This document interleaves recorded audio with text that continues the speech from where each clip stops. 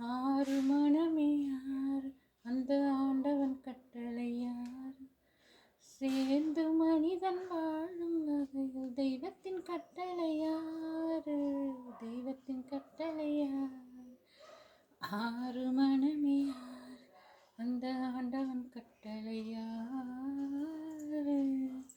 ஒன்றே சொல்வார் ஒன்றே செய்வார் உள்ளத்தில் உள்ளது அமைதி ஒன்றே சொல்வார் ஒன்றே செய்வார் உள்ளத்தில் உள்ளது அமைதி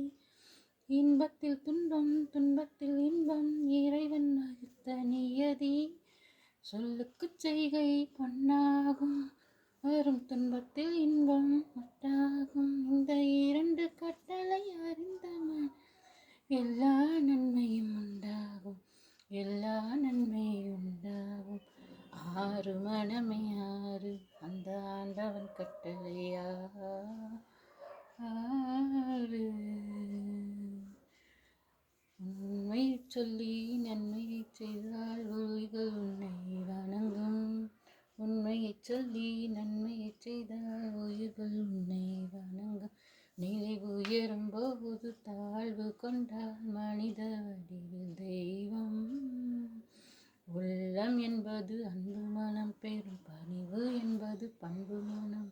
உள்ளம் என்பது அன்பு மனம் பெறும் பணிவு என்பது பண்பு இந்த நான்கு கட்டளை அறிந்த